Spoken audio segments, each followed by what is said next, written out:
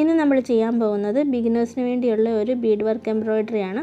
അപ്പോൾ അതിനുവേണ്ടി ഞാനിവിടെ എടുത്തേക്കുന്നത് golden sugar beads, red cut beads. അപ്പോൾ ഇത് രണ്ടും മാത്രം മതി നമ്മൾ ഇന്നത്തെ ഈ ഡിസൈൻ ചെയ്യാനായിട്ട്.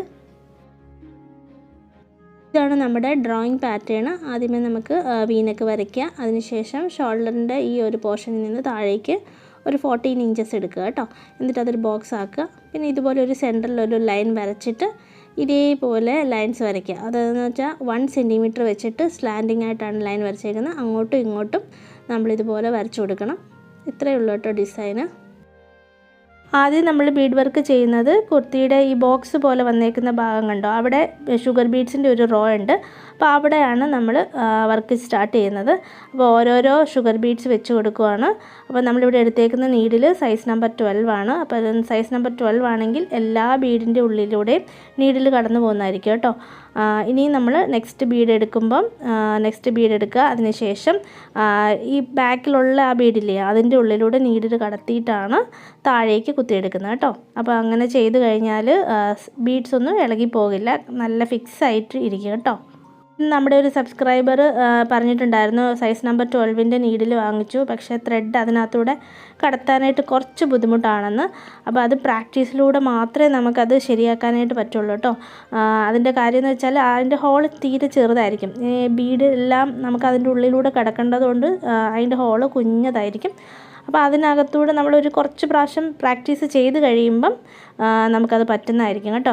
ഇപ്പോൾ എൻ്റെ കേസിലാണെങ്കിൽ ഞാനിപ്പോൾ കുറേ നാളായിട്ട് ചെയ്യുന്നതുകൊണ്ട് എനിക്ക് പെട്ടെന്ന് നീഡിൽ ത്രെഡ് അതിനകത്തേക്ക് കടത്താൻ പറ്റും. പക്ഷേ അങ്ങനെ ആയിരിക്കത്തില്ല പുതുതായിട്ട് സ്റ്റാർട്ട് ചെയ്യുന്ന ആൾക്കാരൊക്കെ. അപ്പോൾ അവർക്ക് കുറച്ച് ടൈം എടുക്കും. പക്ഷേ 1-2 പ്രാവശ്യം ട്രൈ ചെയ്ത് കഴിയുമ്പോൾ അത് ഓക്കെ ആവും കേട്ടോ.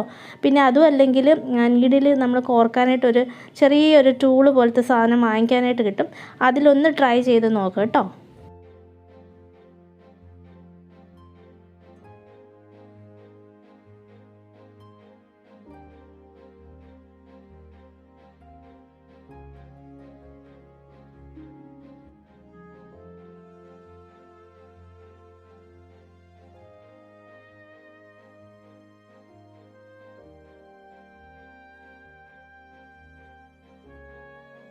ഈ ഒരു രീതിയിൽ ബീഡ്സ് സ്റ്റിച്ച് ചെയ്യുമ്പോൾ കുറച്ച് ടൈം എടുക്കും. പക്ഷേ എന്നാലും നമ്മുടെ ബിഗിനേഴ്സിനൊക്കെ ഏറ്റവും വലിയ പ്രശ്നം എന്ന് വെച്ചാൽ നമ്മൾ വർക്ക് ചെയ്യും, പക്ഷേ കുറേയൊക്കെ ബീഡ് ഇളകിപ്പോവും. അപ്പോൾ അങ്ങനെ വരാതിരിക്കാനാണ് കേട്ടോ ഞാൻ ഇങ്ങനെ ചെയ്യാനായിട്ട് പറഞ്ഞത്.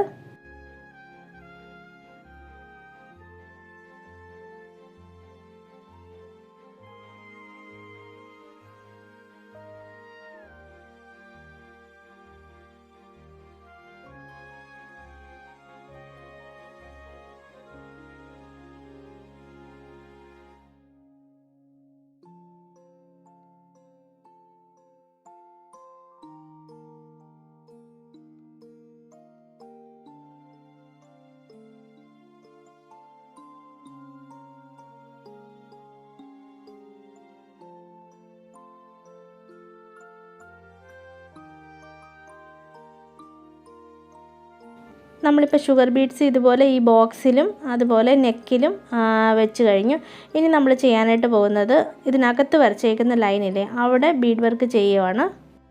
ഇതിനകത്ത് ഈ ലൈൻസ് ഉണ്ടല്ലോ, ഇതിൽ നമ്മൾ ഓരോ റോയിലും ഓരോരോ ബീഡാണ് വെക്കുന്നത്. ഒന്നിൽ ഷുഗർ ബീഡ് വയ്ക്കും, ഒന്നിൽ കട്ട് ബീഡ് വയ്ക്കും. അങ്ങനെ ഓൾട്ടർനേറ്റ് ആയിട്ടാണ് നമ്മൾ ഇവിടെ ബീഡ് വെച്ച് കൊടുക്കാനായിട്ട് പോകുന്നത്.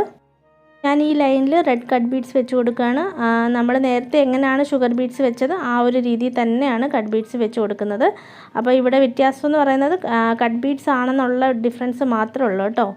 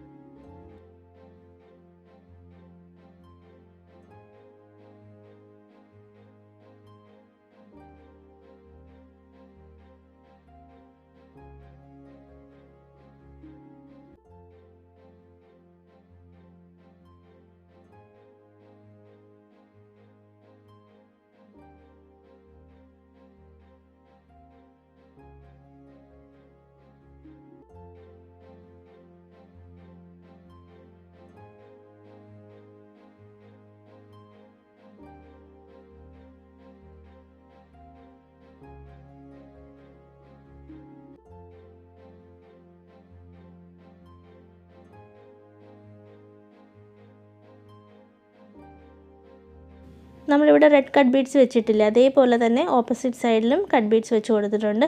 ഇനി ഈ റെഡ് കട്ട് ബീഡ്സിൻ്റെ അപ്പുറത്തും ഇപ്പുറത്തും ഷുഗർ ബീഡ്സ് ആണ് വെച്ച് കൊടുക്കുന്നത്. അപ്പോൾ ഇവിടെ ഞാൻ ഷുഗർ ബീഡ്സ് വെച്ചു, അതേപോലെ തന്നെ ഇവിടെയും വെച്ച് കൊടുക്കാൻ പോവാണ്. ഓപ്പോസിറ്റ് സൈഡിലും അതേപോലെ വെച്ച് കൊടുക്കണം. നേരത്തെ നമ്മൾ ഷുഗർ ബീഡ്സ് എങ്ങനെ സ്റ്റിച്ച് ചെയ്തോ അതേപോലെ തന്നെയാണ് കേട്ടോ ഇവിടെയും നമ്മൾ ഷുഗർ ബീഡ്സ് വെച്ച് കൊടുക്കുന്നത്.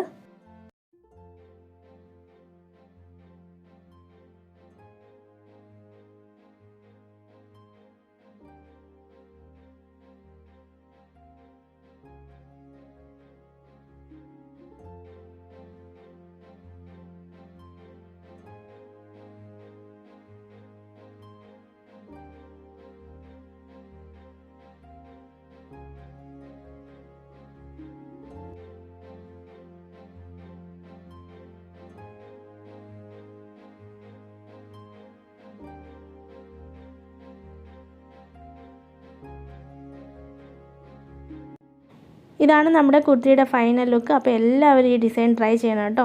അത്രയ്ക്ക് സിമ്പിളുമാണ്, നല്ല അട്രാക്റ്റീവ് ആയിരിക്കും ഈ ഡിസൈൻ ട്രൈ ചെയ്യുമ്പം.